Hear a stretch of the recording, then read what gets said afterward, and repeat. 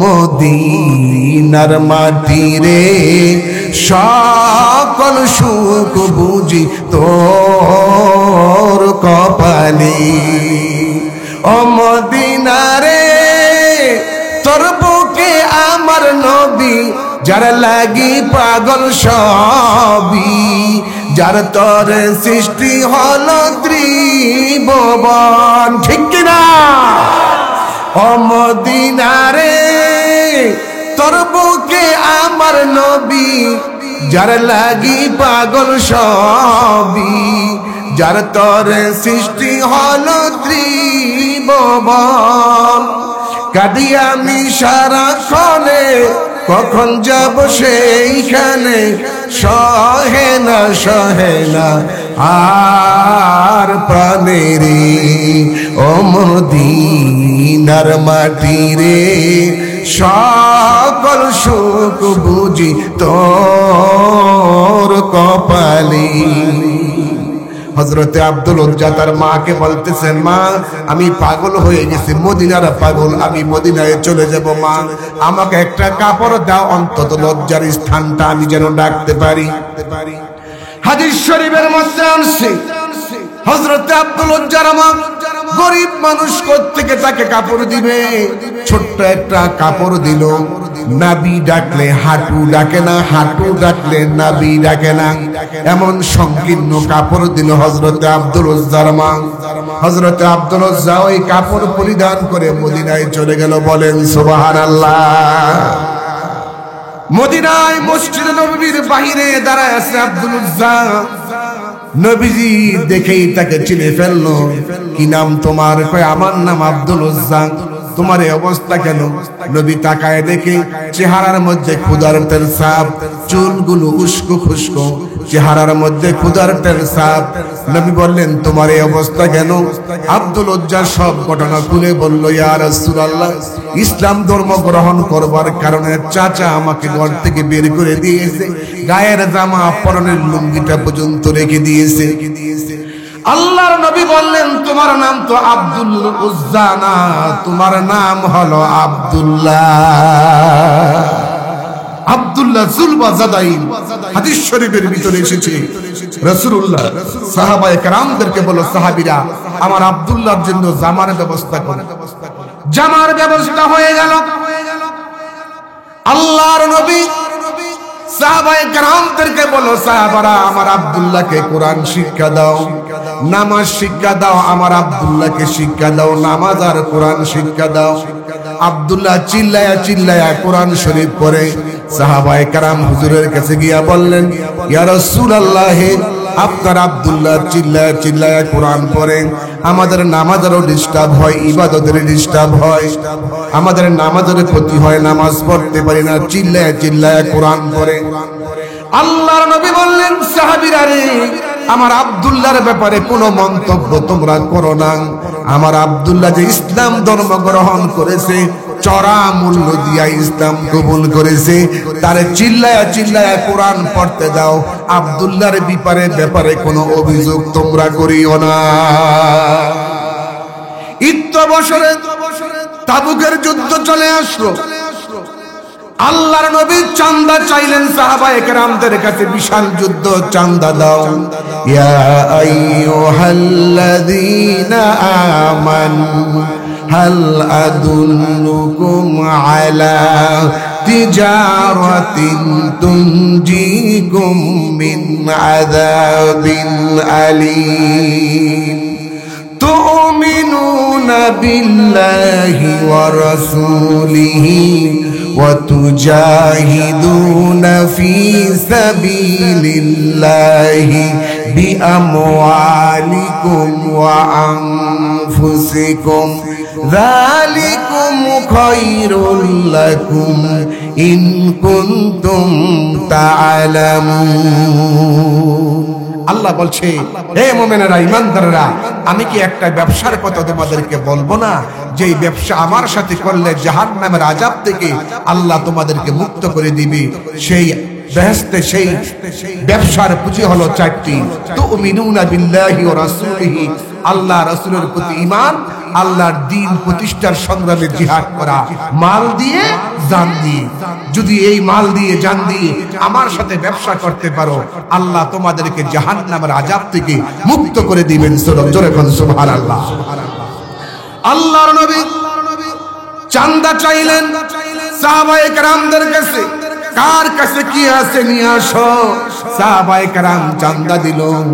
কেউ তো অর্ধেক সম্পত্তি দিয়া দিল, হযরত আবু বকর তার সব সম্পত্তি দিয়া দিলেন, ওমর ফারুক তার জীবনের অর্ধেক সম্পত্তি দিয়া দিলেন, হযরত ওসমান গনি 1000 উট দান করলেন। এইভাবে করে সাহাবায়ে কেরাম দিতে লাগলেন, দুই হাতে উন্মুক্ত করে দিতে লাগলেন, আল্লাহর রাস্তায় দান করতে লাগলেন। হযরত আব্দুল্লাহ এসে হুজুরকে বলে, ইয়া রাসূলুল্লাহ, সাহাবায়ে কেরাম যুদ্ধের ময়দানে টাকা দিল, পয়সা দিল, দান করলো, আমি তো কিছুই দিতে পারলাম না। ইয়া রাসূলুল্লাহ, আমার মনে বড় দুঃখ, আমার জন্য দোয়া করেন, এই যুদ্ধের ময়দানে আমি যেন আমার জীবনটা দিয়া চাঁদা দিতে পারি। সুবহানাল্লাহ। আল্লাহর নবী বললেন, সাহাবীরা রে, একটা কাজ করো, একটা খেজুর গাছের বাকল নিয়ে আসো। সাহাবায়ে কেরাম খেজুর গাছের বাকল আনলেন। নবীজি আব্দুল্লাহর ডান হাতের মধ্যে বাকলটা বেঁধে দিয়া বললেন, আল্লাহ, আব্দুল্লাহর রক্ত আমি কাফেরদের জন্য হারাম করে দিলাম। হযরত আব্দুল্লাহ কেঁদে কেঁদে বলে, ইয়া রাসূলুল্লাহ, আমি চাইলাম শাহাদাতের জীবন, আর আপনি আমার রক্তকে কাফেরদের জন্য হারাম করে দিলেন। আমি তো জিহাদ করে জীবন দিতে পারলাম না, শহীদ হতে পারলাম না। আল্লাহর নবী বললেন, আরে আব্দুল্লাহ, তুমি যদি এই যুদ্ধের ময়দানে যুদ্ধ চলাকালীন সময় জ্বরে ও ভোগে তুমি মারা যাও, আল্লাহ পাক তোমাকে শাহাদাতের মর্যাদা দান করে দিবে। হাদিস শরীফের মধ্যে এসেছে, যুদ্ধ চলাকালীন সময় হযরত আব্দুল্লাহ 3 দিন জ্বরে ভুগে তারপরে তিনি ইন্তেকাল করলেন। হুজুরের কাছে খবর চলে আসলো, ইয়া রাসূলুল্লাহ, আপনার আব্দুল্লাহ জুলবাজাদাইন, যার নাম আপনি আব্দুল্লাহ রেখেছেন, এই আব্দুল্লাহ 3 দিন জ্বরে ভুগে এরপরে মারা গিয়েছে। আল্লাহ রাসূল বলছেন, আমার আব্দুল্লাহকে গোসল দিয়া কাফন পরায়া আমার কাছে নিয়ে আসো। সুবহানাল্লাহ। আল্লাহর নবী বললেন, আবু বকর, ওমর, ওসমান, আলী, তোমরা 4 জন যাও, লাশ বহন করে নিয়ে আসো, খাটিয়ায় করে লাশ বহন করে নিয়ে আসো। হযরত আবু বকর, হযরত ওমর, হযরত ওসমান, হযরত আলী 4 জন সাহাবী লাশ বহন করে নিয়ে আসতেছেন। নবীজি বলে, লাশ যে বহন করতেছো, খবরদার তোমার ভাইয়ের সাথে যেন তোমাদের কোনো বেয়াদবি না হয়ে যায়।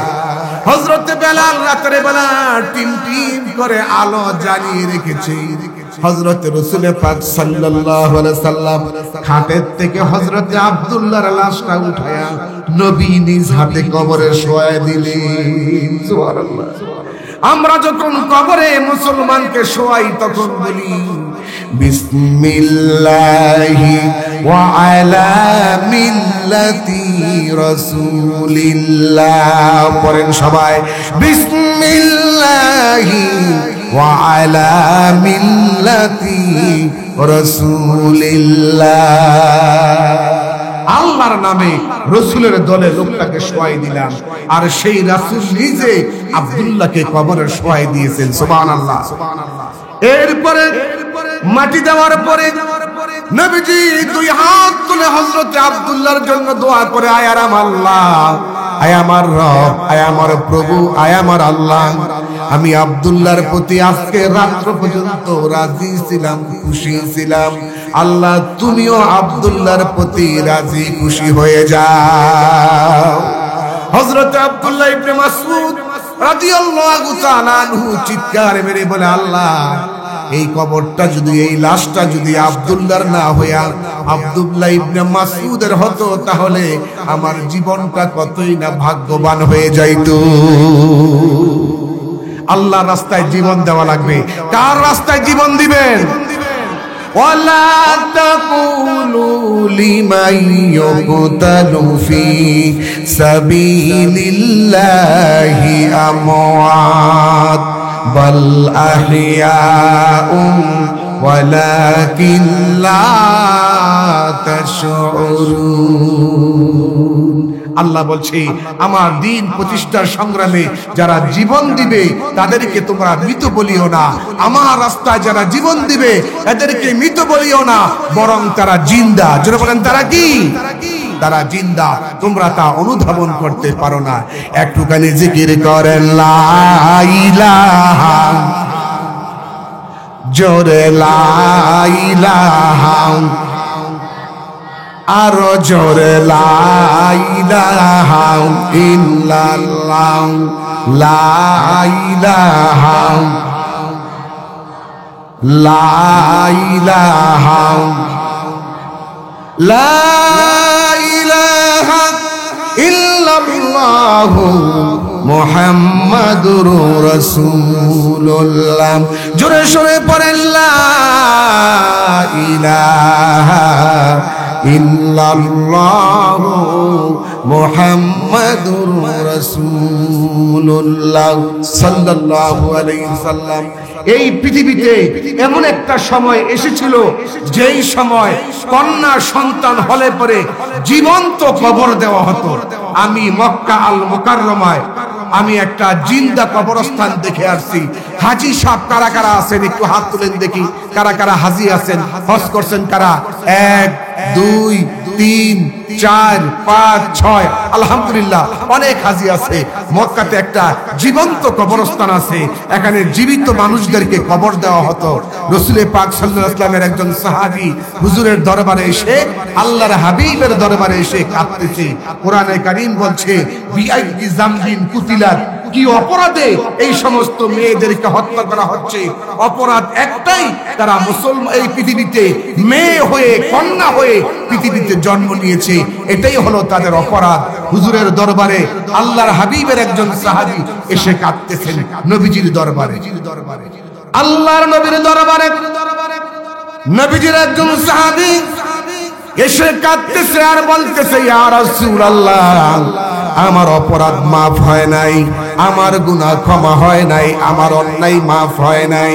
নবীজি বলে, ও আল্লাহর বান্দা, আমার সাহাবী শোনো, তুমি যখন কালমা পড়েছো লা ইলাহা ইল্লাল্লাহু মুহাম্মাদুর রাসূলুল্লাহ সাল্লাল্লাহু আলাইহি সাল্লাম, এই কালমা যখন তুমি পড়েছো, আল্লাহ রাব্বুল আলামিন তোমার জীবনের সব গুনাহ মাফ করে দিয়েছে।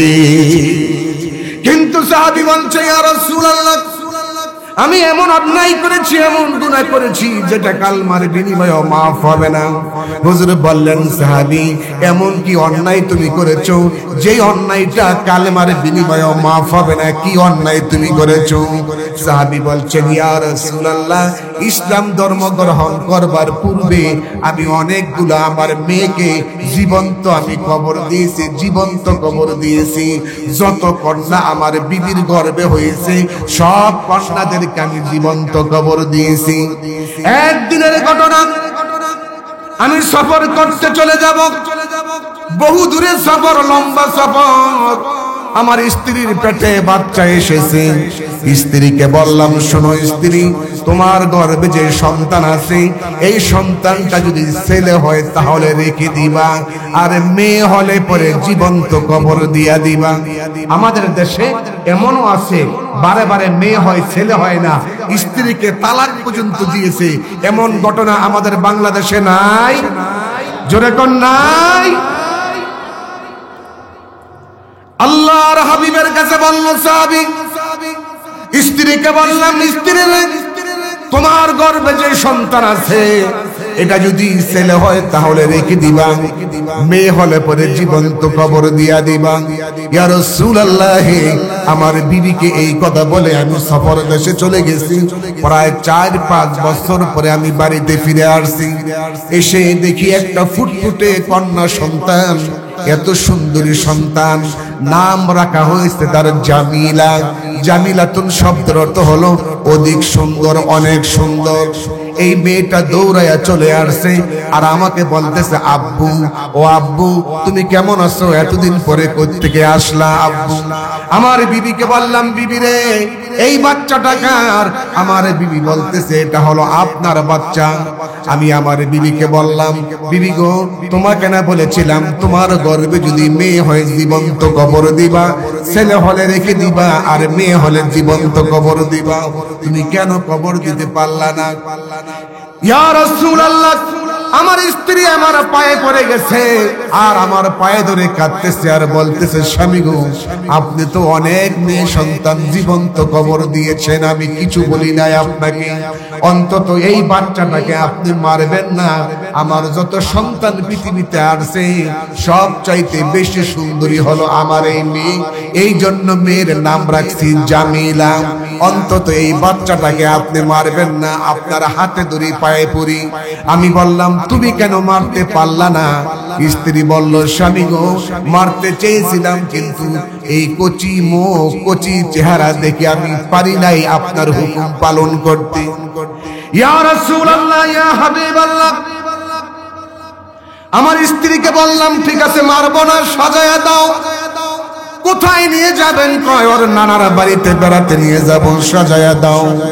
আমার বিবিকে আমি বসতে দেই নাই, আমার বিবি সুন্দর করে আমার মেয়েটাকে সাজায়া গোজায়া দিয়েছে সুন্দর করে। আমার বিবিকে আমি বসতে দেই নাই। একটা ব্যাগের মধ্যে সাপল নিলাম আর খুন্তি নিলাম আর কয়েকটা রশি নিলাম মেয়েকে বাঁধার জন্য। আমার বিবিকে আমি বসতে দেই নাই। আমার মেয়েকে বললাম, চলো তোমার নানার বাড়িতে তোমাকে বেড়াতে নিয়ে যাব। এই কথা বলে আমার মেয়েটাকে এই কথা বললাম। মেয়ে বলল, চলেন আব্বু, আপনার সাথে নানার বাড়িতে বেড়াতে যাব।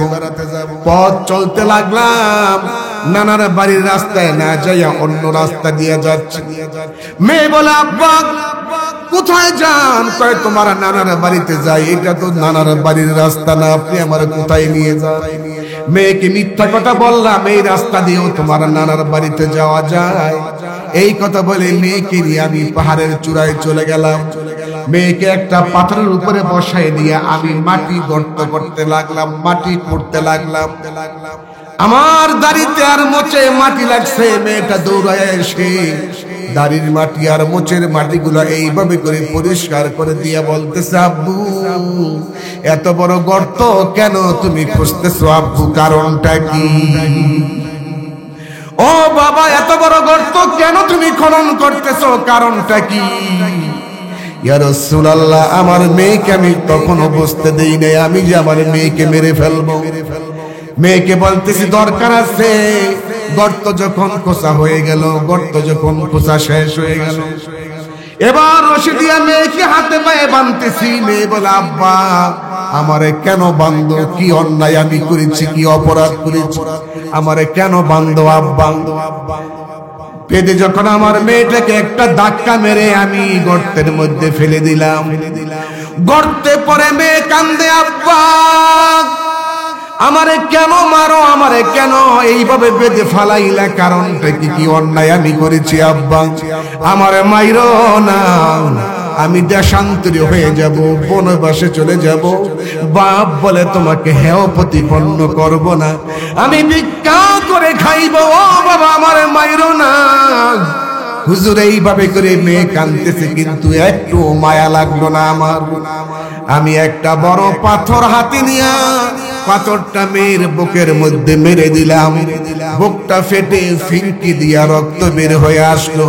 মেয়ে একটা চিৎকার মেরে বলে, আব্বা আব্বা গো আমারে মাইরো না, আমি দেশান্তরী হয়ে যাব, বনবাসে চলে যাব। বাপ বলে তোমাকে হেয় প্রতিপন্ন করব না, আমি ভিক্ষা করে খাইব।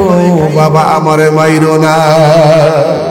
হুজুর আমি যখন একা একা হাঁটতে থাকি, পেছন দিক দিয়ে আমার মেয়েটা যেন বলতে থাকে, আব্বা আমার মাইরো না, আমি দেশান্তরী হয়ে যাব।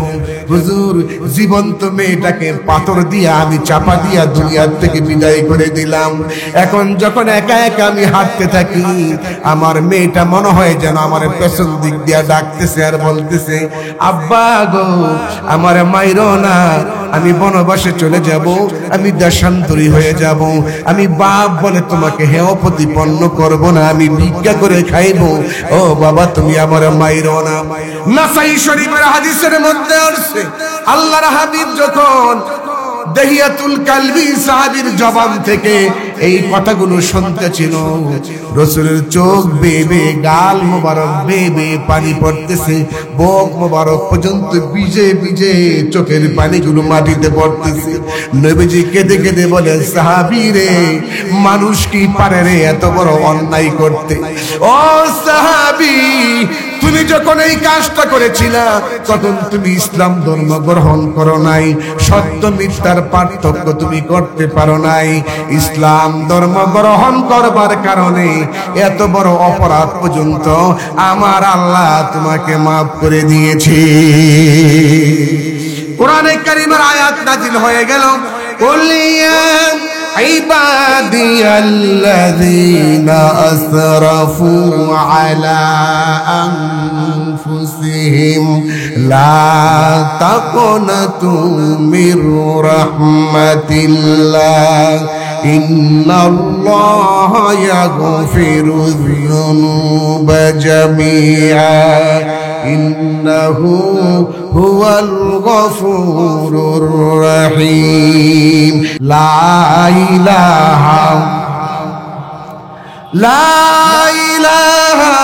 إلا الله মুহাম্মাদুর রাসূলুল্লাহ সুবহানাল্লাহ আলহামদুলিল্লাহ লা ইলাহা ইমানের পথে অবিচল থেকে আমার মরণ যেন হয়, তোমারই কাছে মিনতি আমায়, তোমারই কাছে মিনতি আমার, মহামহিম দয়াময়, ইমানের পথে অবিচল থেকে আমার মরণ যেন হয়, ইমানের পথে অবিচল থেকে আমার মরণ যেন হয়। প্রতিদিন মিথ্যের মুখামুখি হই, বেদিন ফাঁসে কেরাম করে হই চয়, আজাজিলে সে গোমরাহি সরকার করে তোলে মহামায়, ইমানের পথে অবিচল থেকে আমার মরণ যেন হয়, ইমানের পথে অবিচল থেকে আমার মরণ যেন হয়। সবাই বলেন আমিন। আপনারা কি ঈমান নিয়ে মরতে চান? কারা কারা ঈমান নিয়ে মরতে চান একটা হাত তোলেন। নারায়ে তাকবীর, নারায়ে তাকবীর। আল কোরআনের আলো, আল হাদিসের আলো। হাত নামান, হাত নামান, হাত নামান। আমার ভাইরা কষ্ট হচ্ছে আপনাদের? ইসলাম এত সহজে আসে নাই, এত সহজে ইসলাম আসে নাই। বহু কষ্টের বিনিময় ইসলাম এসেছে। মক্কার কাফেররা রাসূলের উপরে জুলুম অত্যাচারের স্টিম রুলার চালাই দিয়েছে। এরপরে নবীজি আর মক্কায় থাকতে পারতেছে না, মদিনায় হিজরত করবে। নবীজি হিজরতের প্রস্তুতি গ্রহণ করতেছেন। আল্লাহ বলে দিয়েছেন, ইয়া রাসূলুল্লাহ, আপনাকে একদিন হিজরত করে ঈমান নিয়ে আপনাকে মদিনায় যেতে হবে। আপনি ইসলামের দাওয়াত দেওয়ার জন্য মক্কার চাইতে মদিনা আপনার জন্য সহজ হবে। ও নবী, আপনি প্রস্তুতি গ্রহণ করুন। আল্লাহর নবী আল্লাহর হুকুম যখন পেয়ে গেলেন, হিজরতের পারমিশন যখন দিল, আল্লাযীনা আমানু ওয়া হাজারু ওয়া জাহাদু ফি সাবিলিল্লাহ, ফি সাবিলিল্লাহি বিআমওয়ালিহিম ওয়া আনফুসিহিম আ'যামু দারাজাতান ইনদাল্লাহ উলাইকা হুমুল ফাইজুন। জোরে বলুন সুবহানাল্লাহ।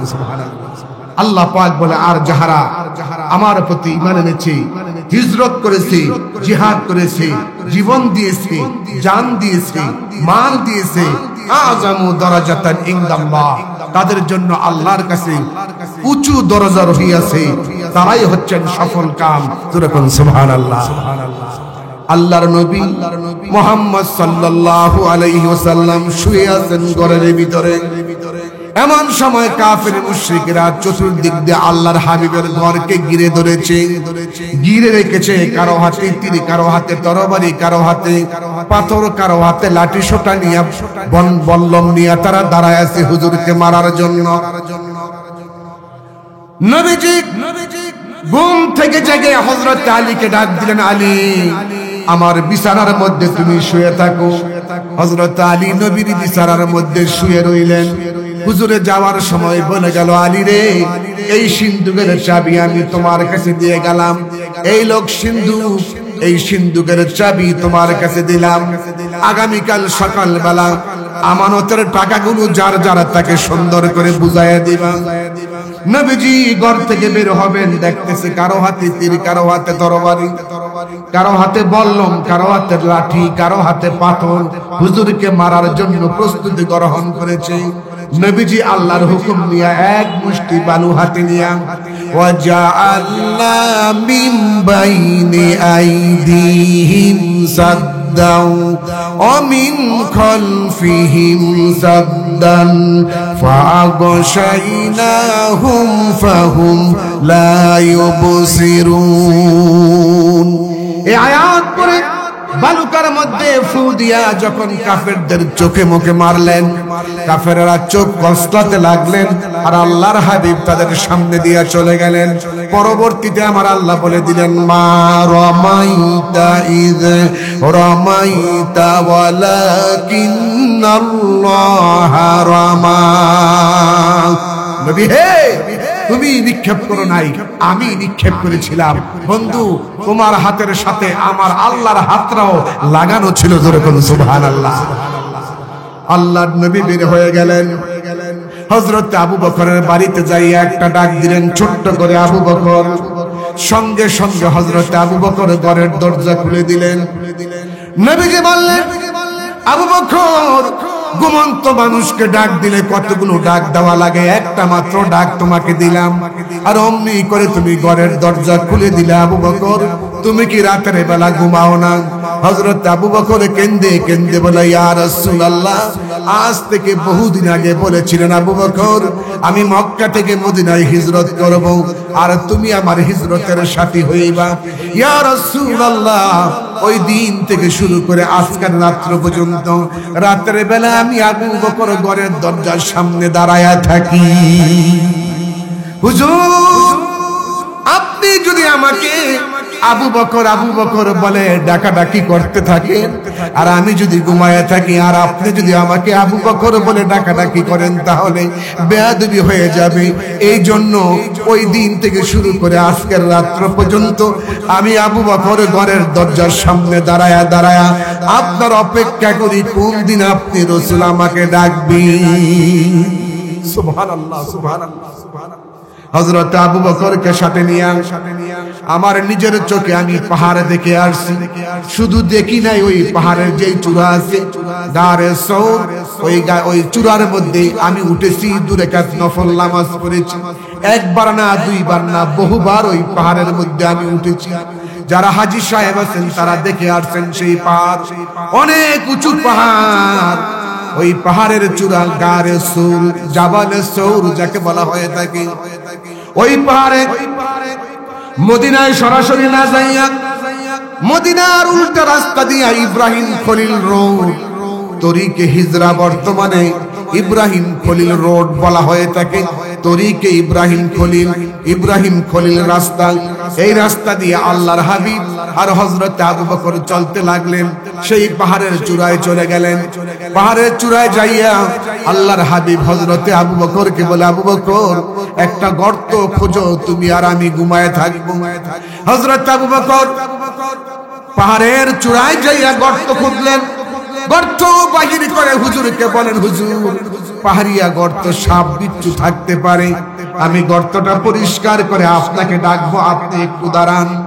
হযরত আবু বকর ওই গর্তের ভিতরে ঢুকে দেখতেছে ছোট ছোট গর্ত দেখা যায়। গুহার ভিতরে ঢুকে দেখে ছোট ছোট গর্ত। চাদর ছিঁড়ে ছিঁড়ে সবগুলা গর্ত বন্ধ করে গুহাটা পরিষ্কার করে হুজুরকে ডাক দিল, হুজুর আসেন, আসেন হুজুর ভিতরে আসেন। আল্লাহর হাবিব ভিতরে প্রবেশ করলেন। হযরত আবু বকরকে বলে, আবু বকর পাহাড় বেয়ে বেয়ে আমি বড় ক্লান্ত হয়ে গেছি, তুমি বসো, তোমার উরুর মধ্যে মাথা রেখে আমি একটু আরাম করব। হযরত আবু বকরের উরুর মধ্যে মাথা রেখে আল্লাহর হাবিব ঘুমিয়ে পড়ল। এদিক দিয়ে আল্লাহ কবুতরকে বলল, এ কবুতর গুহার মুখে সুন্দর করে জাল বাঁশ পাতো, সুন্দর করে বাসা বাঁধো, আর দুইটা ডিম পেড়ে ওই ডিমের উপরে তুমি তা দাও। আর মাকড়সাকে ডেকে বলল, ও মাকড়সা তুমি সুন্দর করে গুহার মুখে জাল পাতো, জাল পেতে গুহাটাকে বন্ধ করে দাও। সুবহানাল্লাহ। হেফাজত করার মালিককে।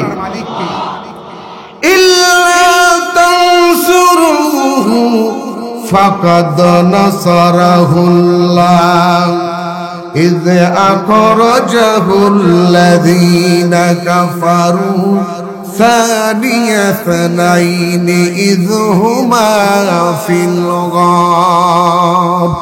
سبحان الله। আল্লাহ পাক বলেন, তোমরা যদি আমার রাসূলকে সাহায্য না করো, আমি আল্লাহ আমার রাসূলকে সাহায্য করব। সুবহানাল্লাহ। আল্লাহ সাহায্য করছেন কি করেন নাই? আল্লাহ কি সুন্দর করে সাহায্য করলেন। কবুতরকে বলল, কবুতর গুহার মুখে বাসা বাঁধো, সুন্দর করে বাসা বেঁধে গুহার মুখে দুইটা ডিম পেড়ে তা দিতে থাকে। মাকড়সাকে বলল, গুহার মুখটা বন্ধ করে দাও তোমার জাল দিয়া। সুন্দর করে গুহার মুখটা বন্ধ করে দিল, যাতে মানুষেরা বুঝতে পারে এটার ভিতরে কেউ। ওদিক দিয়া কাফেররা আল্লাহর হাবিবকে না পেয়ে তারা ছুটতে লাগলো, মুহাম্মদ আর আবু বকর কোথায় আছে দেখি তাদেরকে। এদের পায়ের চিহ্ন দেখে দেখে দেখে দেখে এই গুহা পর্যন্ত তারা চলে আসলো। একজন বলল এটার ভিতরে মুহাম্মদ এবং আবু বকর আছে, আরেকজন বলল এটার ভিতরে নাই। যে বলল নাই সে বলল যদি এখানে মানুষ প্রবেশ করত, মাকড়সার জাল ছিন্ন হয়ে যেত, কবুতর এখানে তা দিতে পারত না, অতএব এখানে আবু বকর নেই, মুহাম্মদ নেই। আরেকজন বলল এই দেখো পায়ের চিহ্ন, মুহাম্মদ সাল্লাল্লাহু আলাইহি ওয়াসাল্লামের পায়ের চিহ্ন, আবু বকরের পায়ের চিহ্ন এখানে শেষ, এই গর্তের ভিতরে আছে। আবু বকর এই কথা যখন শুনতেছে যে ইয়া রাসূলুল্লাহ এই তো কাফেররা চলে আসছে, নবী গো আমরা তো ধরা পড়ে গেছি, এখন আমাদেরকে ধরে হত্যা করবে। রাসূল পাক সাল্লাল্লাহু আলাইহি ওয়াসাল্লাম কি কথা বললেন আল্লাহ পাক কোরআনে কারীমের মধ্যে সুন্দর করে উল্লেখ করে দিলেন, ইল্লা তানসুরুহু ফাকাদ নাসারাহুল্লাহ إذ أخرجه الذين كفروا ثاني اثنين إذ هما في الغار إذ يقول لصاحبه لا تحزن إن الله معنا الله أكبر। আজ ওই পাহাড়ের মধ্যে স্বর্ণাক্ষরে এই আয়াতে কারিমা লেখা আছে। আল্লাহর নবী মুহাম্মদ সাল্লাল্লাহু আলাইহি ওয়াসাল্লাম হযরত আবু বকরকে বললেন, আবু বকর শঙ্কিত হয় না, চিন্তিত হয় না, ভয় করো না, তুমি বুঝে মনে করেছো যে আমরা দুইজন, আর তারা সংখ্যায় অনেক, চিন্তার কোনো কারণ নাই, আল্লাহ রব্বুল আলামিন আমাদের সঙ্গে আছে। আপনারা বলেন তো আল্লাহ যদি কারো পক্ষে থাকে তার কি ভয় আছে? জোরে কোন ভয় আছে? কোনো ভয় নেই। আমার ভাইরা, কাফেররা চলে গেল, আল্লাহর হাবিব ঘুমিয়ে পড়লেন হযরত আবু বকরের মধ্যে মাথা রেখে। ওই পাহাড়িয়া গর্তের ভিতরে একটা বিষধর সাপ ছিল। ওই সাপ আল্লাহর হাবিবকে দেখার জন্য গর্ত বন্ধ করে, আর সাপ আরেকটা গর্ত দিয়ে মাথা উঁচু করে, ওই গর্ত বন্ধ করে আরেকটা গর্ত দিয়ে মাথা উঁচু করে, ওই গর্ত বন্ধ করে আরেকটা গর্ত দিয়ে মাথা উঁচু করে। আবু বকর কম্বল ছিঁড়ে ছিঁড়ে, চাদর ছিঁড়ে ছিঁড়ে সব গর্ত বন্ধ করলেন, কিন্তু একটা গর্ত বন্ধ করতে পারেন না।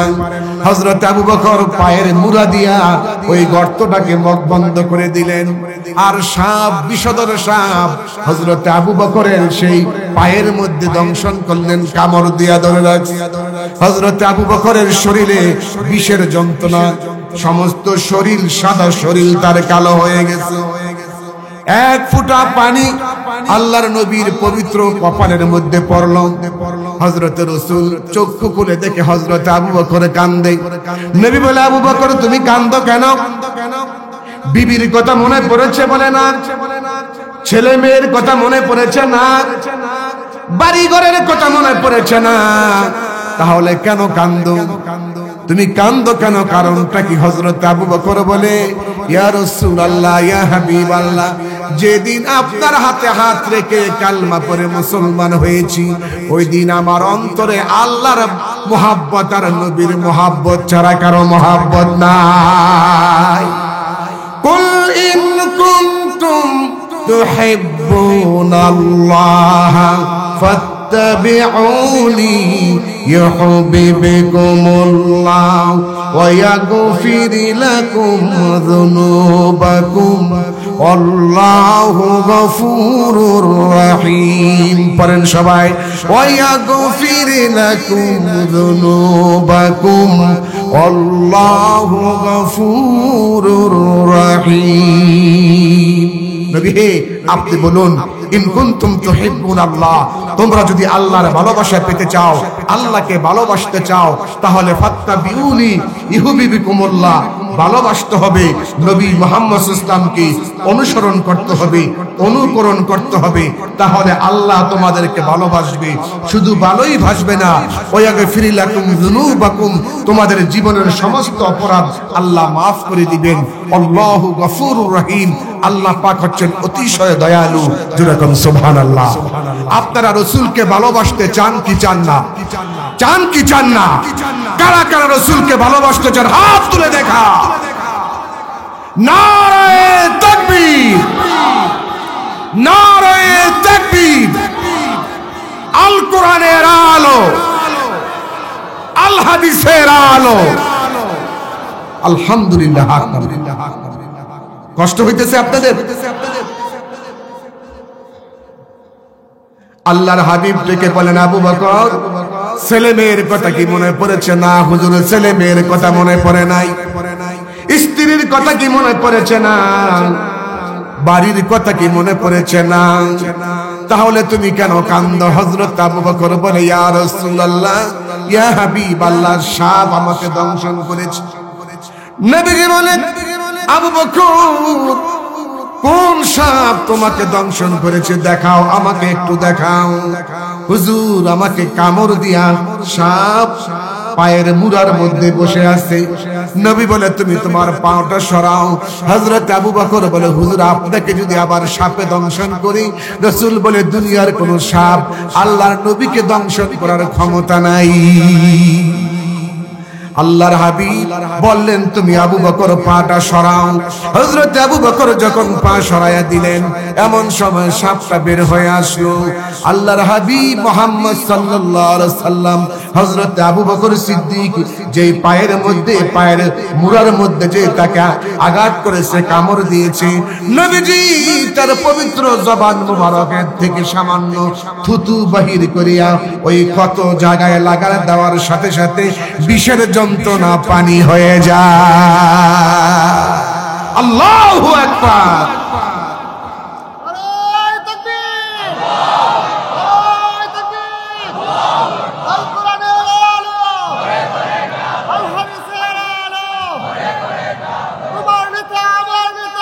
বিশ্বনবী মোস্তফা তোমার নেতা আমার নেতা আলহামদুলিল্লাহ বলেন চিল্লায়া। সেই রাসূলকে আপনারা কি ভালোবাসতে চান? আল্লাহ কবুল করুক বলেন আমিন। রাসূলকে ভালোবেসেছেন সাহাবায়ে কেরাম রিদওয়ানুল্লাহি তাআলা আলাইহিম আজমাইন। নবীজি একদিন মসজিদে নববীতে দাঁড়ায়া নবী বয়ান করতেছে আল্লাহর হাবিব। এমন সময় আল্লাহর নবী সাহাবায়ে কেরামদেরকে বললেন, সাহাবীরা আজকে আমি তোমাদেরকে 10 জন সাহাবীর জান্নাতের সুসংবাদ দিব। সুবহানাল্লাহ বলেন। আপনারা আমরা জান্নাতি কি জাহান্নামী এটা কি আমরা বলতে পারবো? কেউ বলতে পারবেন বুকে হাত দিয়ে আমি জান্নাতি, এটা পারবেন বলতে? কেউ আমরা পারবো। কিন্তু আল্লাহর নবী আজকে 10 জন সাহাবীকে জান্নাতের সার্টিফিকেট দিবে। সাহাবায়ে কেরাম সবাই অবাক চিত্তে তাকিয়ে রইল, নবীজি কাকে জান্নাতের সার্টিফিকেট দিবে? আমরা একটু দেখব তারা সেই মহান ব্যক্তি কারা কারা একটু দেখতে চাই। আল্লাহর নবী মসজিদে নববীতে দাঁড়ায় গেলেন আর সাহাবায়ে কেরামদেরকে বললেন, ও সাহাবীরা আজকে আমি তোমাদের 10 জন সাহাবীকে জান্নাতের সার্টিফিকেট দিব। 10 জন সাহাবায়ে কেরামকে আমি জান্নাতের সার্টিফিকেট দিব, যাদেরকে আশারায়ে মুবাশশারা বলা হয়ে থাকে, সুসংবাদ প্রাপ্ত 10 জন সাহাবী। জোরে বলেন সুবহানাল্লাহ। আল্লাহর নবী বলে 1 নাম্বার হলো হযরতে আবু বকর সিদ্দিক, 2 নাম্বারে হলো হযরতে ওমর, 3 নাম্বারে হযরতে ওসমান, 4 নাম্বারে হযরতে আলী, 5 নাম্বারে তলহা, 6 নাম্বারে জুবাইর, 7 নাম্বারে সাদ ইবনে আবি ওয়াক্কাস, 8 নাম্বারে আব্দুর রহমান ইবনে আউফ, 9 নাম্বারে সাইদ ইবনে যায়েদ ইবনে সাইদ, আর 10 নাম্বারে আবু উবাইদা ইবনুল জাররাহ। জোরে বলেন সুবহানাল্লাহ। আজ যদি কেউ এই 10 জন সাহাবীর নাম লিখিয়া ঘরের 4 কোণার মধ্যে 4টা কাগজের মধ্যে লিখিয়া 4 কোণায় ঘিরে রাখে, দুষ্ট শয়তান ওই ঘরে, দুষ্ট জিন ওই ঘরে কোনো ক্ষতি করতে পারে না। এত বড় বিখ্যাত সাহাবী 10 জন। আল্লাহর নবী যখন এই ঘোষণা দিলেন, ঘোষণা দেওয়ার পরে হযরতে আলী দাঁড়ায় গেলেন, হুজুরের কাছ থেকে অনুমতি নিয়ে বললেন, ইয়া রাসূলুল্লাহ, ইয়া হাবিবাল্লাহ, আপনি যে 10 জন সাহাবীর সার্টিফিকেট দিলেন, 10 জনকে জান্নাতি ঘোষণা করলেন, এর মধ্যে আমি আলী কি আছি নাকি? হুজুর বলে, আসো তুমি 4 নাম্বার। সুবহানাল্লাহ কোন সুবহানাল্লাহ কোন। আসো তো তুমি 4 নাম্বার। হযরত আলী বললেন, ইয়া রাসূলুল্লাহ, আলী বলতে তো আরো অনেক আলী থাকতে পারে, আপনি কোন আলীর কথা বললেন? নবী বললেন, আমি আলী ইবনে আবি তালিবের কথা বললাম। আমার মেয়ের জামাতা ফাতেমার স্বামী হযরত হাসান হুসাইনের বাবা হযরত আলী, তোমার কথাই বলেছি। জোরে বলেন সুবহানাল্লাহ। হযরত আলী বললেন, ইয়া রাসূলুল্লাহ, আপনি যে আমাকে জান্নাতের সার্টিফিকেট দিলেন, আমি যদি আর নামাজ না পড়ি? হুজুর বললেন, নামাজ যদি না পড়ো তারপরও তুমি জান্নাতি। হুজুর আমি যদি রোজা না রাখি? হুজুর বললেন, রোজা যদি না রাখো তারপরও তুমি জান্নাতি। ইয়া রাসূলুল্লাহ, আমি যদি জিহাদ না করি? হুজুর বললেন, জিহাদ যদি না করো তারপরও তুমি জান্নাতি। হযরত আলী বলছেন, ইয়া রাসূলুল্লাহ, আমি যদি দাওয়াতি কাজ না করি? হুজুর বললেন, দাওয়াতি কাজ না করলেও তুমি জান্নাতি। সুবহানাল্লাহ। এমন সুযোগ যদি আমরা পাইতাম, যেই শীত এখন বর্তমানে 10 ডিগ্রি 12 ডিগ্রি সেলসিয়াস তাপমাত্রা, নামাজ না পড়লেও চলতো। হযরত আলী বলছে, হুজুর আমি যদি আর নামাজ না পড়ি? হুজুর বলে, নামাজ না পড়লেও তুমি জান্নাতি। আমি যদি রোজা না রাখি, রোজা না রাখলেও জান্নাতি। আমি যদি যাকাত না দেই, যাকাত না দিলেও জান্নাতি। আমি যদি জিহাদ না করি, জিহাদ না করলেও জান্নাতি। সুবহানাল্লাহ বলেন। হযরত আলী বললেন, ইয়া রাসূলুল্লাহ, সবগুলো তো একসাথে সারা সম্ভব না, একটা একটা করে আমি ছাড়ব। হুজুর বললেন কোনটা আগে ছাড়বা? হযরত আলী বলে আগামীকাল কিন্তু ফজর নামাজ পড়তে আর আমি আসব না। নবীজি মুস্কি হাসি দিয়া বললেন যাও যাও, তুমি যদি ফজর নামাজ পড়তে নাও আসো তারপরও তুমি জান্নাতি। হুজুর সবগুলা তো একসাথে ছাড়া সম্ভব না, একটা একটা করে ছাড়বো। হুজুর বলে আগে কোনটা ছাড়বা? হুজুর এখন তো এশার নামাজ পড়ে ফেলছি, আগামীকাল কিন্তু ফজর নামাজ আমি আর পড়তে আসবো না। হুজুর বললেন পড়তে যদি না আসো তারপরও তুমি জান্নাতি। সুবহানাল্লাহ।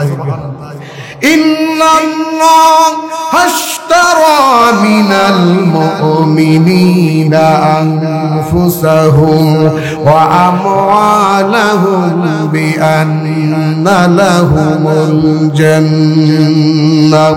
আল্লাহ পাক বলেন মুমিনদের মাল এবং জান এই দুটো জিনিসের বিনিময়ে আমি আল্লাহ রাব্বুল আলামিন আমার মুমিন বান্দাদের কাছে আমার জান্নাত বিক্রি করে দিয়েছি।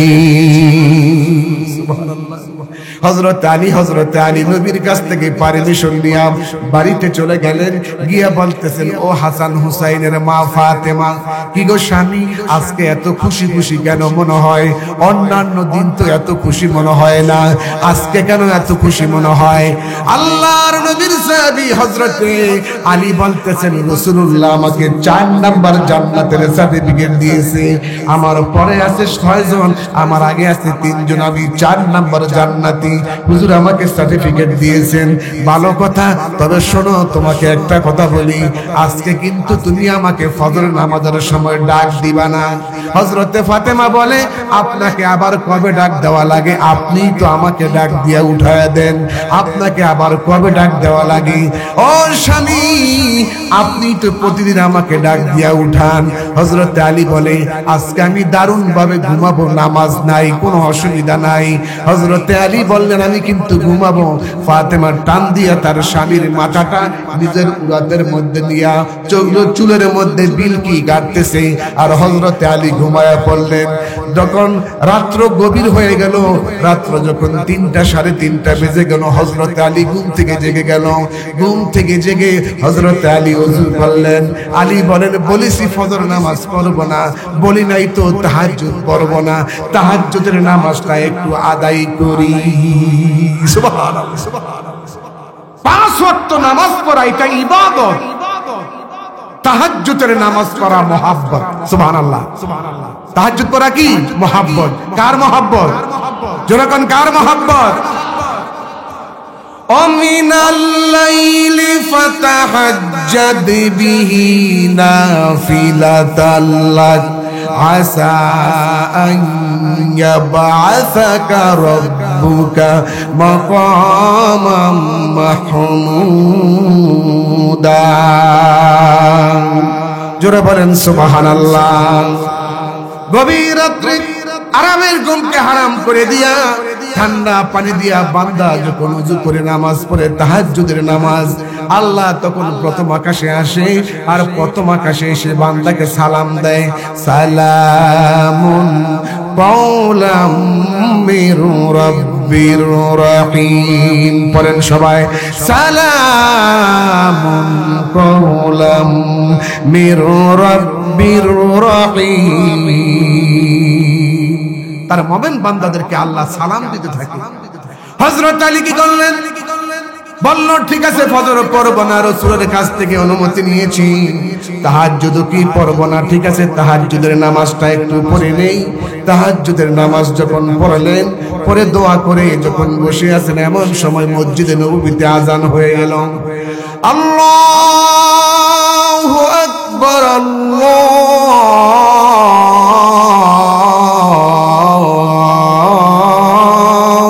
আকবার।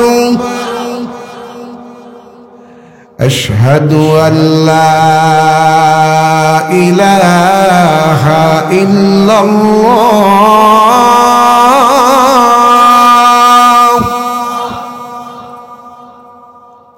মসজিদে নববীতে আযান হয়ে গেল। হযরত আলী বলে ঠিক আছে রাসূল কেমনে আজকে নামাজ পড়ায়, আমি নামাজের দৃশ্যটা এক নজর দেখব। সুবহানাল্লাহ। নামাজ পড়বো না, নামাজের দৃশ্য দেখবো কেমনে রাসূল নামাজ পড়ায়। হযরত আলী মসজিদ নববীর দরজার মধ্যে বসে আছে। সাহাবীরা বলে, আলী ভাই গতকাল বলেছেন আপনি আর নামাজ পড়বেন না, আজকে দিয়ে আবার নামাজ পড়ার জন্য চলে আসছেন। হযরত আলী বলে, মিয়া সাহেব নামাজ পড়বো না, নামাজ কেমনে পড়ে নামাজের দৃশ্যটা দেখবো। হযরত আলী বলল মনে মনে, জামাত পড়বো না, সুন্নতরা পড়ি। সুবহানাল্লাহ। দুই রাকাত সুন্নত নামাজ পড়লো হযরত আলী। দুই রাকাত সুন্নত নামাজ পড়ে হযরত আলী বসে আছে। সাহাবায়ে কেরাম বলছেন, আলী ভাই নামাজই পড়বেন না, আবার সুন্নত কেন পড়লেন? একটু পড়লাম, জামাত না হয় না পড়লাম। মুয়াজ্জিন হযরতে বেলাল যখন ইকামত দিলেন, কদ কামাতিস সালাহ, কদ কামাতিস সালাহ, আল্লাহর নবী যখন আল্লাহু আকবার বলে নামাজ শুরু করলেন, হযরত আলী, আবু বকর আর হযরত ওমর দুইজনকে চাপায় দিয়া মাঝখানে নামাজে দাঁড়ায় গেলেন। জোরে বলেন সুবহানাল্লাহ। নামাজ যখন শেষ হয়ে গেল, আল্লাহর নবীর সাহাবী হযরত আলীর দিকে নবীজি মুস্কি মুস্কি তাকায়া হাসতেছে। আর সাহাবায়ে কেরামদেরকে আল্লাহর হাবিব ডেকে বললেন, সাহাবীরা রে, আমার আলী যদি নামাজ নাও পড়তে চায়, কিন্তু নামাজ আলীরে ছাড়ে না। নামাজকে বলো না কাজ আছে, কাজকে বলো আমার নামাজ আছে। নামাজকে বলো না কাজ আছে, কাজকে বলো আমার নামাজ আছে। নামাজ বিহীন পরকালে কি জবাব দিবে তুমি প্রভুর ধারে?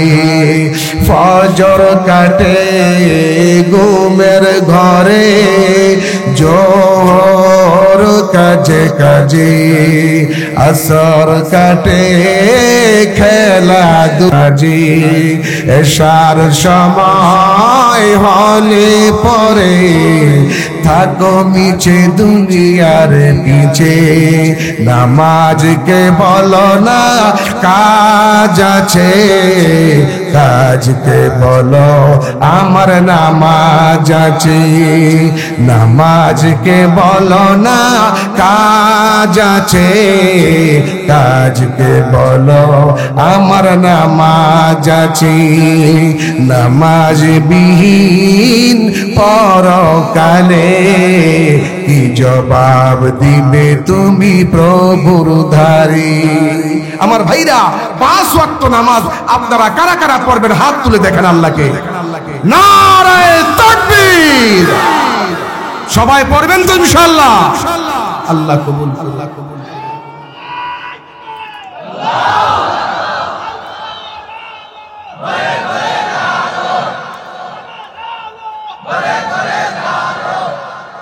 আলহামদুলিল্লাহ, আলহামদুলিল্লাহ। আমার ভাইরা, এদেশ থেকে ইসলাম দূর করে দেওয়ার জন্য চক্রান্ত আর ষড়যন্ত্র কিন্তু কম হয় নাই, ঠিক কিনা? 15.5 বছর পর্যন্ত চক্রান্ত হয়েছে, ঠিক কিনা? যারা চক্রান্ত করেছে, আল্লাহ বাংলাদেশ থেকে তাদেরকে উৎখাত করে দিয়েছে। সে আল্লাহ আছে নাকি নাই? হাজার হাজার আলেমকে আয়না করে বন্দী করে বছরের পর বছর রিমান্ড দেওয়া হয়েছিল, ঠিক কিনা? যতগুলো আলেমকে হত্যা করা হয়েছে, প্রত্যেকটা হত্যার বিচার বাংলার জমিনে হোক। এটা কি আপনারা চান? কারা কারা চান? 2 হাত তুলে দেখা।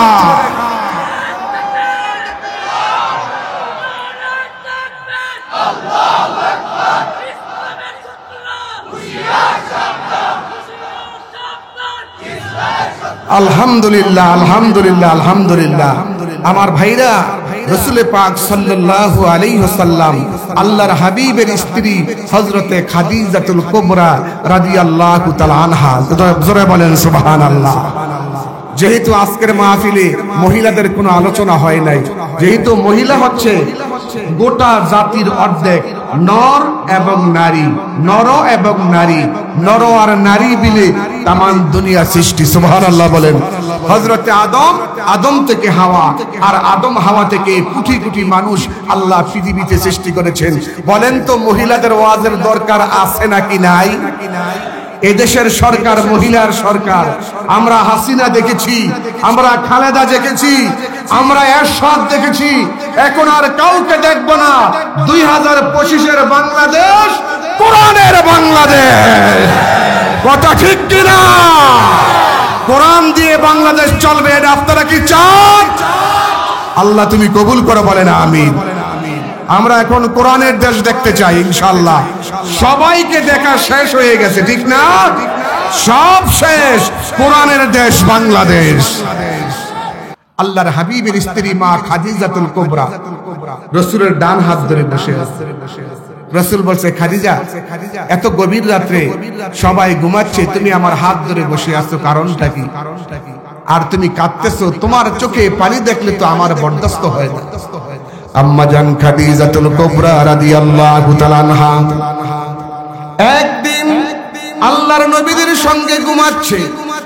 গভীর রাত্রে মা খাদিজা আল্লাহর হাবিবের হাত ধরে ধরে তারপরে তিনি কাঁদতেছেন। হুজুর বলে, খাদিজা তুমি কেন কাঁদো?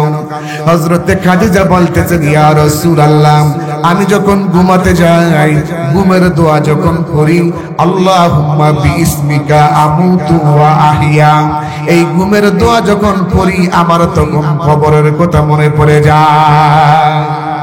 আজকে রাজাপুর যুব সমাজ পঞ্চায়েত কমিটির উদ্যোগে সকল কবরবাসীদের রুহের মাগফিরাতের ওয়াজ, এই জন্য আমি কবরের ওয়াজটা আপনাদের কাছে নিয়ে আসলাম। আম্মা জান খাদিজা বলছেন, ইয়া রাসূলুল্লাহ, আমি যখন আল্লাহুম্মা বিইসমিকা আমুতু ওয়া আহইয়া এই দোয়াটা যখন পড়ে ঘুমিয়ে যাই, আমার তখন কবরের কথা মনে পড়ে যায়। অন্ধকার কবরে আমি খাদিজা কেমনে থাকবো, এই জন্য কবরের কথাটা আমার মনে পড়ে যায়। কবরের কথা মনে পড়ে গেলে আমি আর ঘুমাতে পারি না। আল্লাহর হাবিব থেকে বললেন, এ খাদিজা, তুমি কাঁদবে আর আমি রাসূল বরদাস্ত করব, তা হতে পারে না, তোমার কান্না তুমি বন্ধ করো। মা খাদিজা বলেন, ইয়া রাসূলুল্লাহ, আমি কান্না বন্ধ করব, আপনার কাছে কিছু চাইবো, যদি আপনি আমাকে দেন তাহলে আমি কান্না বন্ধ করব। হুজুর বললেন, নাউযুবিল্লাহ, নাউযুবিল্লাহ, নাউযুবিল্লাহ। মা খাদিজা বলছেন, ইয়া রাসূলুল্লাহ, আপনি নাউযুবিল্লাহ কেন বললেন? আল্লাহর হাবিব বললেন, আল্লাহ ছাড়া কারো কাছে কিছু চাওয়া যাবে না। আল্লাহ ছাড়া কারো কাছে কিছু চাওয়া যাবে না। মা খাদিজাতুল কুবরা বললেন, ইয়া রাসূলুল্লাহ, আমি যেটা চাই সেটা যদি আল্লাহর কাছে না থাকে তাহলে আল্লাহ দিবে কোত্থেকে? আপনারা বলেন, আল্লাহর কি সব আছে? সব আছে। সব যদি থাকে তাহলে আল্লাহ কোরআনে কারীমের ভিতরে এইভাবে কথা বলতেন না, কুল্লু হুয়াল্লাহু আহাদ, আল্লাহুস সামাদ, লাম ইয়ালিদ ওয়া লাম ইউলাদ ওয়া লাম ইয়াকুল লাহু কুফুয়ান আহাদ। আবার পড়েন আমার সাথে, কুল্লু হুয়াল্লাহু আহাদ, আল্লাহুস সামাদ, লাম ইয়ালিদ ওয়া লাম ইউলাদ ওয়া লাম ইয়াকুল লাহু কুফুয়ান আহাদ। অর্থ কি? অর্থ হলো, নবী আপনি বলুন, আল্লাহ এক এবং একক, আল্লাহ অমুখাপেক্ষী, বিনিয়াজ, কারো প্রতি মুখাপেক্ষী না। তিনি কাউকে জন্ম দেন নাই, তিনি কারো কাছ থেকে জন্ম নেন নাই। আকাশ এবং জমিনে আল্লাহর সমকক্ষ কেউ নাই। তাহলে আমি আপনাদেরকে প্রশ্ন করি, আল্লাহর কি বাবা আছে?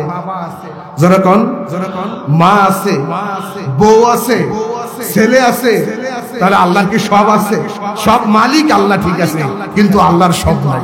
হযরতে মা খাদিজা বলছে, হুজুর, আমি যেটা চাই সেটা যদি আল্লাহর না থাকে আল্লাহ দিবে কোত্থেকে? রাসূল বলে, আল্লাহ মালিক। মা খাদিজা বলে, মালিক ঠিক আছে, আল্লাহর কি বউ আছে, আল্লাহর কি বিবি আছে, আল্লাহর কি ছেলে আছে, আল্লাহর কি মেয়ে আছে, আল্লাহর কি বাবা আছে, মা আছে? এগুলো থেকে আল্লাহ পবিত্র। সুবহানাল্লাহ বলেন। আল্লাহর হাবিব বললেন, খাদিজা তাহলে তুমি আমার কাছে কি চাইবা, কি চাইবা খাদিজা বলো। মা খাদিজা বলছেন, ইয়া রাসূলুল্লাহ, ইয়া হাবিবাল্লাহ, আমি কি চাইবো বলবো। বলে, হ্যাঁ তুমি কি চাও? নবী গো, মেরা আপনি যে যখন কোরআনে কারীম নাজিল হলো আপনার উপরে, জাবালে নূর পাহাড়, যেই পাহাড়ে কোরআন নাজিল হয়েছে, ওই পাহাড়ে যেই জুব্বাটা পরিধান করে আপনি গিয়েছিলেন, ওই জুব্বার মধ্যে আল্লাহর নূরের পরশ আছে, জিবরাইলের নূরের পরশ আছে জুব্বার মধ্যে। ও নবীজি, কোরআন নাজিল হয়েছে যেই জুব্বা পরা অবস্থায়, আপনার আগে যদি আমার মরণ হয়ে যায় গো নবীজি, ওই জুব্বাটা আপনি আমাকে দিবেন, ওই জুব্বাটা আমার কাফনের কাপড় হিসেবে ব্যবহার করব। বলেন নবী, জুব্বাটা আপনি দিবেন কিনা? আল্লাহর হাবিব বলেন, যাও যাও, তোমার সাথে আমার ওয়াদা রইল, আমার আগে যদি তোমার মরণ হয়ে যায়, আমি সেই জুব্বা দিয়া তোমার কাফন পরাবো। সুবহানাল্লাহ। আল্লাহর হাবিব বললেন, ও খাদিজা, তুমি কি চাও? মা খাদিজা বলছেন, ইয়া রাসূলুল্লাহ, আপনি নিজে আমাকে কবরে শোয়া দিবেন, আপনি নিজ হাতে আমারে কবরে শোয়াবেন। আর কি চাও? নবী গো, আমাকে কবরে শোয়ায় দেওয়ার পরে যখন সবাই আমার কবরে ছেড়ে চলে যাবে, আপনি আমার কবর ছাড়তে পারবেন না, আমার কবরের পাশে আপনি বসে থাকবেন। মুনকার নাকির ফেরেশতা যখন আমাকে প্রশ্ন করবে, আমি মহিলা মানুষ কেমনে জবাব দিব? আমার পক্ষ থেকে আপনি মুনকার নাকিরের প্রশ্নের জবাব দিয়া দিবেন। গোরস্তানের একটু মাটি বায়না করে রাখে রে, বলেন গোরস্তানের একটু মাটি বায়না করে রাখে রে। কখন জানি আসবে রে তোর, কখন জানি আসবে রে তোর দুনিয়া সারার ডাক রে। গোরস্তানের একটু মাটি বায়না করে রাখ রে, বলেন গোরস্তানের একটু মাটি বায়না করে রাখ রে। মাটির খাঁচার প্রাণের ময়না চিরদিন তো আপন হয় না, ঠিক কিনা? মাটির খাঁচার প্রাণের ময়না চিরদিন তো আপন হয় না। খাঁচা থেকে পালিয়ে যাবে, খাঁচা থেকে পালিয়ে যাবে, আসলে আল্লাহর ডাক রে।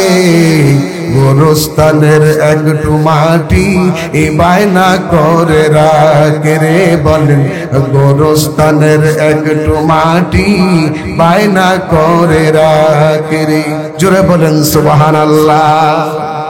আল্লাহর নবী বললেন, এ খাদিজা, তুমি কেঁদো না, তোমার কান্না দেখলে আমি রাসূল সহ্য করতে পারি না, তুমি তোমার কান্না বন্ধ করো। আমি রাসূল তোমার সাথে ওয়াদা করলাম, তোমার 3টা দাবি আমি পূরণ করব ইনশাআল্লাহ। আপনারা বলেন তো, কে আগে মারা যাবে? কেউ বলতে পারবে? কেউ বলতে পারবে? কেউ বলতে পারবে না কে আগে মারা যাবে। বলতে পারবেন কে? জোরে বলতে হবে, কে বলতে পারবে? আল্লাহ বলতে। মা খাদিজাতুল কুবরা ইন্তেকাল করলো। জান্নাতুল মাওলা কবরস্থানে মা খাদিজার কবর আমি দেখে আসছি, বহুবার ওই কবর শরীফ জিয়ারত করেছি। এমন কোন হাজি নাই ওই কবরের সামনে দাঁড়াইলে না কেঁদে আসতে পারবি। কে শুয়ে আছে? রাসূলের স্ত্রী হযরতে ফাতেমা রাদিয়াল্লাহু তাআলার আম্মা জান, ইমাম হাসান হুসাইনের নানি, আল্লাহর হাবিবের স্ত্রী আমাদের মা খাদিজাতুল কুবরা রাদিয়াল্লাহু তাআলা আনহা। ও ভাইরা, মা খাদিজা ইন্তেকাল করলেন। রাসূল ডাকলেন ফাতেমাকে, এ ফাতেমা, এদিকে আসো মা, তোমার মা হযরতে খাদিজা আমার কাছে বলে গেছে তুমি যদি ইন্তেকাল করো, তোমার মা যদি ইন্তেকাল করে, তুমি ফাতেমা তোমার মাকে একা একা গোসল দিবা। তোমার তো আরো 3টা বোন আছে, ওই বোনদের কথা বলে নাই, তোমার কথা বলেছে। ফাতেমা বলে আব্বা আমার মা শুধু আমার কথা কেন বললো? নবী বলে জানি না, তোমার কথা বলেছে তুমি যেন তোমার মাকে গোসল দিয়া জামাটা পরায় দিবা, এই জামাটা পরায় দিবা। ফাতেমা জামা হাতে নিয়ে চোখের পানি ফেলে কান্দে। হুজুর বলে ও ফাতেমা তুমি কাঁদো কেন? হযরতে ফাতেমা বলছেন আব্বা জান আমার মা মারা গেছে 2 ঘন্টাও হয় নাই, 2 ঘন্টাও হয় নাই, এত তাড়াতাড়ি যে আপনি আমার মাকে ভুলে গেলেন, এই জন্য আমি কাঁদতেছি। নবী বলে ফাতেমা কেমনে তোমার মাকে ভুলে গেলাম? হযরতে ফাতেমা বলতেছেন আব্বা জান বাজারে কি নতুন কাপড় নাই যেই কাপড় দিয়ে আমার মাকে কাফন পরানো যায়? আপনি পুরান একটা জামা দিলেন আর ওই জামাটা আমার মার গায়ে পরাইতে বলতেছেন। নবী বলে ও ফাতেমা তুমি জানো না এই জামা পাওয়ার জন্য তোমার মা আমার কাছে দরখাস্ত করেছে। তোমার মা বলেছে এই জামা দিয়া যেন তোমার মাকে কাফন পরানো হয়। এ ফাতেমা তুমি জানো না এই জামার মধ্যে আল্লাহর নূরের পরশ আছে, আল্লাহর কোরআনের পরশ আছে, জিবরাইলের নূরের পরশ আছে এই জামার মধ্যে। বলেন তো জামার মধ্যে বরকত আছে নাকি নাই? জোরে কোন আছে নাকি নাই? যাও যাও এই জামাটা তোমার মার গায়েতে তুমি পরায়া দাও। হযরতে ফাতেমা জামা নিয়া হযরতে খাদিজাকে গোসল করার জন্য চলে গেলেন ভিতরে, দরজা লাগায়া মাকে গোসল দিয়া যখন এই জামাটা পরাবে, জান্নাতের হুর আয়েশা জান্নাতি পোশাক হযরতে খাদিজার গায়ে পরাই দিয়েছে। যেই ফাতেমা কাঁদতে কাঁদতে চলে গেল তার বাবার কাছ থেকে, কিছুক্ষণ পরে হাসতে হাসতে নবীর কাছে ফিরে আসলো। নবী বলে মা কিছুক্ষণ আগে তুমি কেঁদেছিলা আর এখন হাসতে হাসতে তুমি আবার আসলা, কারণ কি? আব্বা ও আব্বা আমি দেখেছি আমার মার গায়ে জান্নাতের হুরেরা সুন্দর জান্নাতের পোশাক পরাই দিয়েছে। কাফন আমার আপন কবর আমার গাটি, কাফন আমার আপন কবর আমার গাটি, ওই কবরে যেতে হবে থাকবে না কেউ সাথী, ওই কবরে যেতে হবে থাকবে না কেউ সাথী। থাকতে হবে নিরালা একা একা বাসতলা, থাকতে হবে নিরালা একা একা বাসতলা, চতুর্দিকে রবে শুধু মাটি, চতুর্দিকে রবে শুধু মাটি। কাফন আমার আপন কবর আমার গাটি, ওই কবরে যেতে হবে থাকবে না কেউ সাথী, ওই কবরে যেতে হবে থাকবে না কেউ সাথী। থাকতে হবে নিরালা একা একা বাসতলা, থাকতে হবে একা একা বাসতলায়, চতুর্দিকে রবে শুধু মাটি, চতুর্দিকে রবে শুধু মাটি। এই যে কবরবাসীরা পঞ্চায়েত, রাজাপুর যুব সমাজ পঞ্চায়েত কমিটির উদ্যোগে আয়োজিত মাহফিল, কবরবাসীদের রুহের মাগফিরাতের জন্য এই মাহফিল। বলেন তো কবরবাসীরা বেজারে না খুশি? জোরে কোন বেজারে না খুশি? এই মাহফিল প্রতি বছর হোক, এটা কি আপনারা চান? আল্লাহ কবুল করুক, বলেন আমিন। আমার প্রিয় ভাই আলহাজ হযরত মাওলানা মুফতি মুক্তার হোসেন সাহেবের সঙ্গে আপনারা পরামর্শ করবেন, মিটিং করবেন, তাকে নিয়ে পরামর্শ করে এই মাহফিল প্রতি বছর চলুক। আল্লাহ যেন কবুল করে, বলেন আমিন। আরো জোরে করে আমিন। আল্লাহর নবী নিজে হযরতে খাদিজাকে কবরের মধ্যে শোয়াই দিলেন। কবরের মধ্যে শোয়াই দেওয়ার পরে হযরতে মা খাদিজাতুল কুবরাকে কবরে শোয়াই দিয়া আল্লাহর হাবিব সাহাবায়ে কেরামদেরকে ডেকে বললেন, সাহাবীরা রে, তোমরা সবাই চলে যাও, আমার বিবি হযরতে খাদিজার সঙ্গে আমার আরেকটা ওয়াদা বাকি আছে, এই ওয়াদাটা আমি পূরণ করব, তোমরা সবাই চলে যাও। নবীজি বলেছেন, ইদা ফারাগা মিন দাফানিল মাইয়িতি ওয়াকাফা আলাই ফাকালা ইস্তাগফিরু লিআকিকি ফাইন্নাহুল আনা ইউসআলু। ইজা যখন ফারাগা মিন দাফানিল মাইয়িতি, আল্লাহর হাবিব বলে মৃত্যু ব্যক্তিকে যখন কবরের মধ্যে শোয়ায় দেওয়া হয়, ওয়াকাফা আলাইহি, তোমরা কিছুক্ষণ পর্যন্ত কবরের সামনে দাঁড়াও, ফাকালা ইস্তাগফিরু লিআকিকুম, তোমরা তোমার ভাইয়ের জন্য আল্লাহর কাছে দোয়া করো, ফাইন্নাহুল আনা ইউসআলু, কারণ এখন তাকে প্রশ্ন করা হবে। আল্লাহর হাবিব তারা আদত ছিল কবরবাসী সাহাবীদেরকে যখন কবরে শোয়াই দিতেন, কবরে শোয়াই দিয়া তার জন্য দোয়া করতেন আল্লাহর কাছে। আর আমরাও দোয়া করব আমাদের মা বাবার জন্য, রব্বিরহামহুমা কামা রাব্বায়ানি সগীরা। পড়েন সবাই, রব্বিরহামহুমা কামা রাব্বায়ানি সগীরা। আল্লাহর নবী হযরতে খাদিজার কবরের সামনে বসে রইলেন। সাহাবায়ে কেরামদেরকে বললেন, তোমরা সবাই চলে যাও, আমার বিবি হযরতে খাদিজার সঙ্গে আমার ওয়াদা আছে, এই ওয়াদাটা আমি পালন করব। বলেন সুবহানাল্লাহ। আজ পর্যন্ত জীবনে কোনদিন দেখছেন যে কারো স্ত্রী মারা গেছে, স্বামী কবরের পাশে বসে আছে? এরকম দৃশ্য দেখছেন আপনারা? যেরকম দেখেছেন কোনদিন? এক এলাকায় এক স্ত্রী মারা গেছে, তো তার স্বামী কবরের পাশে বৈশা পাখা দিয়া মাটির মধ্যে, কবরের মাটির মধ্যে বাতাস করতেছে। তো এক এলাকার লোকেরা যাচ্ছে আর দেখতেছে পাখা দিয়া বাতাস করতেছে কবরের মাটির মধ্যে। লোকেরা বলতেছে, কে শুয়ে আছে? এই লোকটার মা অথবা বাবা শুয়ে আছে। কাছে গিয়ে বলছে, ভাই, এই যে আপনি পাখা দিয়া বাতাস করতেছেন, কে শুয়ে আছে? আপনার বাবা? না। আপনার মা? বলে না। কে? আমার বিবি। আরে বাবা রে বাবা, বিবিরে কত মহব্বত করতেন, পাখা দিয়া বাতাস করতেছেন কবরের মাটির মধ্যে। কয় মহব্বতের জন্য না। কয় কি? আমাদের এলাকায় একটা নিয়ম আছে, কারো বউ যদি মারা যায়, কবরে রাখার পরে কবরের মাটি যতক্ষণ না শুকাইব অতক্ষণ দ্বিতীয় বিয়া করা যায় না। তো আমি বাতাস করতেছি যাতে তাড়াতাড়ি মাটিটা শুকায় আর আমি আরেকটা বিয়ে করতে পারি। বলেন তো এটা কি মহব্বত হলো? এটা মহব্বত? আসল মহব্বত যিনি করলেন তিনি হচ্ছেন ইমামুল মুরসালিন, আশরাফুল আম্বিয়া, সাইয়্যিদুল মুরসালিন, নূরে মুজাসসাম, সিরাজাম মুনীরা, মুহাম্মাদুর রাসূলুল্লাহ সাল্লাল্লাহু আলাইহি ওয়াসাল্লাম। আসল মহব্বত তিনি করেছেন, বসে আছেন স্ত্রীর কবরের পাশে। এমন ইতিহাস কিয়ামত পর্যন্ত কেউ ঘটাতে পারবে না, দেখাতে পারবে না। বিবি মরে গেছে, বিবির কবরের পাশে বসে আছে, এমন ইতিহাস পৃথিবীর কেউ দেখাতে পারবে না।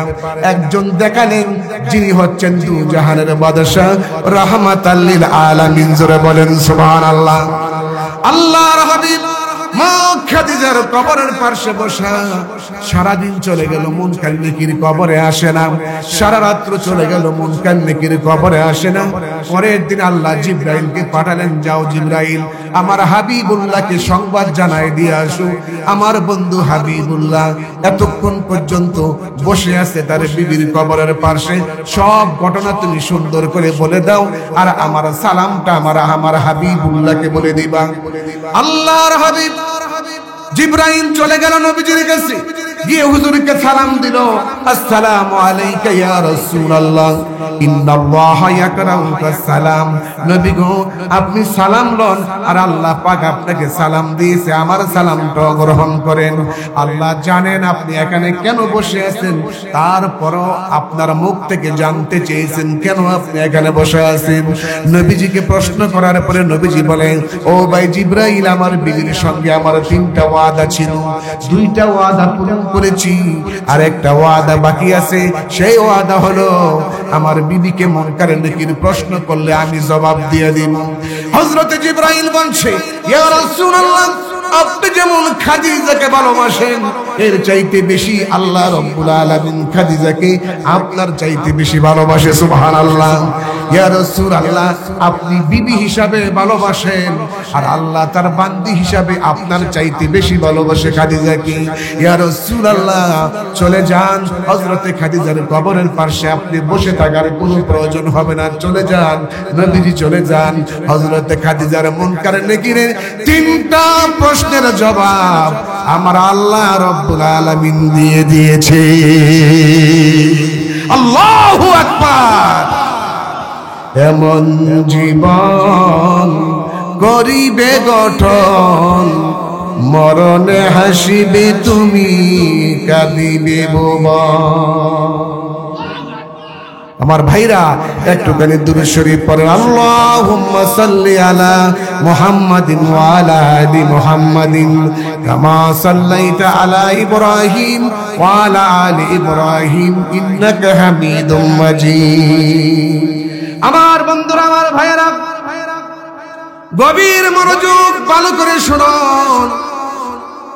নবীজির স্ত্রী হযরতে আয়েশা সিদ্দিকা রাদিয়াল্লাহু তাআলা আনহা আল্লাহর হাবিবকে কত মহব্বত করত, ভালোবাসতো। আজকে আমাদের সমাজে স্বামী স্ত্রীর মধ্যে কোনো মহব্বত নাই, ভালোবাসা নাই। রাতের বেলা ঘুমায়, স্বামী হলো খাটের দক্ষিণ সাইডে আর স্ত্রী হলো খাটের উত্তর সাইডে, মাঝখান দিয়া 2 হাত ফাঁক। আবার কোলবালিশ বিছায় রাখে যাতে স্বামীর স্ত্রী না ধরতে পারে আর স্ত্রী স্বামীকে ধরতে না পারে। মহব্বত নাই, ভালোবাসা নাই। আপনারা বলেন তো, স্বামী স্ত্রীর মহব্বতের দরকার আছে নাকি নাই? যেরকম আছে নাকি নাই? আল্লাহ পাক বলেন, ওমিন আয়াতিহি আন খালাকালাকুম মিন আনফুসিকুম আজওয়াজান লিতাসকুনু ইলাইহা ওয়া জাআলা বাইনাকুম মাওয়াদ্দাতাও ওয়া রাহমা। আল্লাহ বলে, আমার নিদর্শনের মধ্যে এটা একটা নিদর্শন, আমি তোমাদের থেকে তোমাদের সহধর্মিণী স্ত্রীদেরকে সৃষ্টি করেছি, পরস্পরের মধ্যে ভালোবাসা মহাব্বত তৈরি করে দিয়েছি। এই যে স্বামী স্ত্রী ঘুমাইলো, মাঝখান দিয়া বালিশ অথবা 2 হাত ফাঁক, শয়তান স্বামীর কানের গোড়ায় মুখ লাগায় বলতেছে, এই বেটা, তোর বউর চাইতে তোর শালীটা অনেক সুন্দর। আবার গেছে বউর কাছে গিয়া বলতেছে, তোর স্বামীর চাইতে তোর দেবরটা অনেক সুন্দর। বলেন, শয়তান কি মরে গেছে না আছে? কি বলেন, আছে না মরে গেছে? শয়তান এত তাড়াতাড়ি মরবে না, কিয়ামত যখন হবে তখন শয়তান মারা যাবে। স্বামী স্ত্রী এক বিছানায় ঘুমাবেন, এক বিছানায়, মাঝখানে কোনো ফাঁকা রাখতে পারবেন না। অনেকে আছে বাচ্চাদেরকে শোয়ায়, আমার আদরের সন্তান হোক, আদরের আপনার বউর চেয়ে বেশি আদর, বাচ্চাকে এক সাইডে দিবেন, স্বামী স্ত্রী একসাথে ঘুমাবেন। হযরতে মা আয়েশা সিদ্দিকা রাদিয়াল্লাহু তাআলা আনহা বলতেছে, আমি হুজুরকে একদিন বললাম, হুজুর, অনেক দিন হয় আপনারে গোসল দেই না, আজকে আপনারে গোসল করায় দিব। সুবহানাল্লাহ বলেন। দিছে আপনার বিবিরা কোনোদিন গোসল করায় দিছে? দেয় নাই মনে হয়, এজন্য আওয়াজ নাই। দিছে না? মাশাআল্লাহ, একজন পাইছি হাত উঠায় দিছে। কেমনে দিছে শুনুন। আল্লাহর নবীর স্ত্রী হযরত আয়েশা বলে, ইয়া রাসূলুল্লাহ, আপনাকে আমি গোসল দিয়ে দিব। নবীজি খাটিয়ার উপরে বসলেন আর হযরতে আয়েশা সিদ্দিকা নবীজির মাথার মধ্যে পানি ঢালতেছে, নবী গোসল করতেছে। প্রবাহমান পানি গড়ায়া গড়ায়া উপর থেকে নিচের দিকে যাচ্ছে, উপরের পানি নিচে যাচ্ছে। আল্লাহর নবী দেখতেছেন গোসলের মধ্যে 1 ফোঁটা রক্ত দেখা যায় পানির মধ্যে, গোসলের পানির মধ্যে। গোসলের পানির মধ্যে রক্তের ফোঁটা দেখে নবীজি চমকায় গেল। এই রক্ত কোত্থেকে আসলো? রক্তের ফোঁটা কোত্থেকে আসলো? আয়েশা রে, এই রক্তের ফোঁটা কোত্থেকে আসলো? আম্মা জান আয়েশা বলছেন, ইয়া রাসূলুল্লাহ, আপনি যে খাটিয়ার মধ্যে, তক্তার মধ্যে দাঁড়ায় বসে গোসল করতেছেন, ওই তক্তার তলদেশে আমার একটা পায়ের আঙ্গুল ঢুকে গেছে, আঙ্গুল ফেটে তা দিয়া রক্ত বের হয়ে আসতেছে। নবীজি বড় কষ্ট পেলেন, আয়েশা, আঙ্গুল ঢুকে গেছে তক্তের ভিতরে, একটু আহা তুমি করলা না? কতই না কষ্ট তোমার হয়েছে রে আয়েশা, কতই না কষ্ট হয়ে গেছে। নবী নবী তাড়াতাড়ি নামলেন, আঙ্গুলটা সুন্দর করে বেন্ডিশ করে দিলেন আর বললেন, আয়েশা কতই না কষ্ট তোমার হয়েছে, কত না দুঃখ তুমি পেয়েছো। আম্মা জান আয়েশা বলছেন, ইয়া রাসূলুল্লাহ, এটা তো সামান্য পায়ের আঙ্গুল, আমি আয়েশার কলিজা যদি খাটিয়ার ভিতরে ঢুকে যাইতো আর কলিজা ফেটে তা দিয়া যদি রক্ত বের হয়ে আসতো, আমার দয়াল নবীকে বসা থেকে আমি উঠতে বলতে পারতাম না। কি মহব্বত, কি ভালোবাসা, সুবহানাল্লাহ বলেন।